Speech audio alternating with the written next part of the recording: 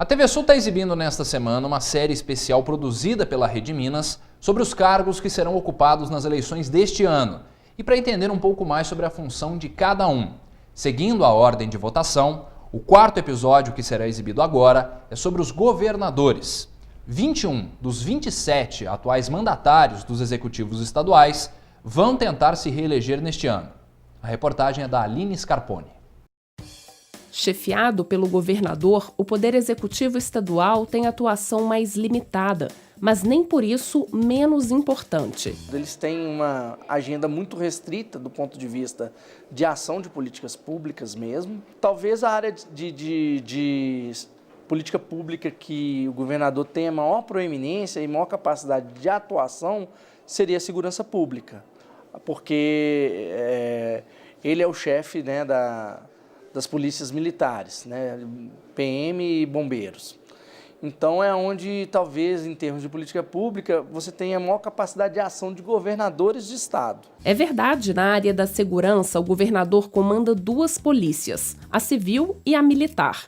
Além disso, ainda tem responsabilidade com a infraestrutura, administra o sistema prisional, apresenta os documentos orçamentários anualmente à Assembleia Legislativa e busca recursos junto à União e aos bancos nacionais e internacionais.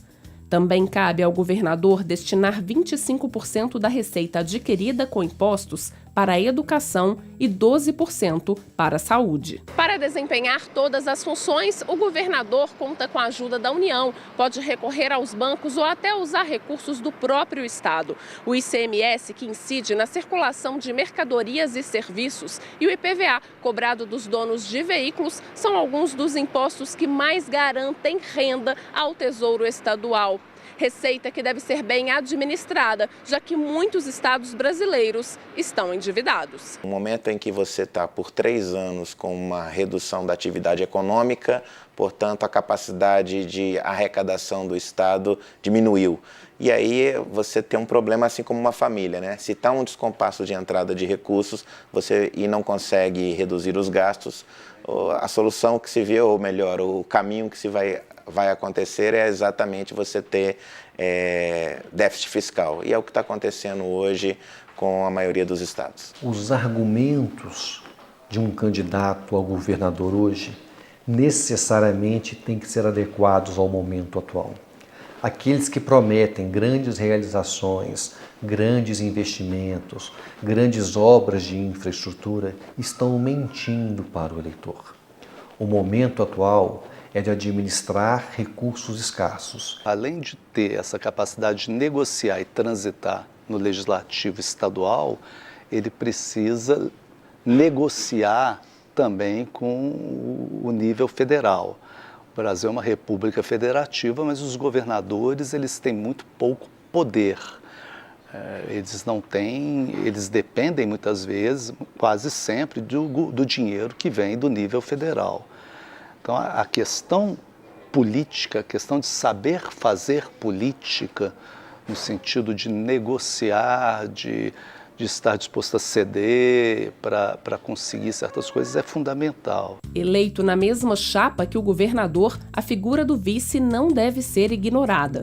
O vice tem a ver então com essa questão de já se pensar num eventual governo, as alianças que vão te possibilitar maioria legislativa, né? Apoios também que podem vir de outras regiões do estado, né? Os vínculos que esse vice pode ter com regiões importantes do estado, tem a ver com toda a questão da capacidade eleitoral do vice, né? O vice também é um puxador, não é uma questão que ele é um puxador, ele é um cabo eleitoral também, ele também vai pedir votos para essa chapa, né? O papel do vice-governador, assim como o do vice-presidente, é de substituir o eleito na sua ausência.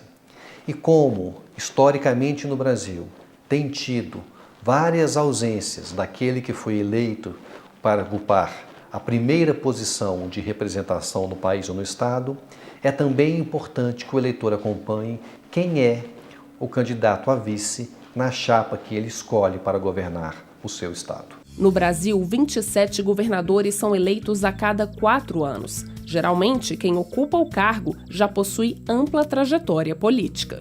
Ter trajetória né, que às vezes é visto no senso comum como algo negativo, é algo que no sentido mais da atividade política em si, é positivo. Cada cargo é um aprendizado, a cada mandato exercido numa Assembleia, numa Câmara de Vereadores, você tem ali um aprendizado com a burocracia da casa, com a burocracia que lida com questões de políticas públicas, temáticas, né? A renovação é importante, ela não pode ser radical, porque senão a gente vai cair na aventura.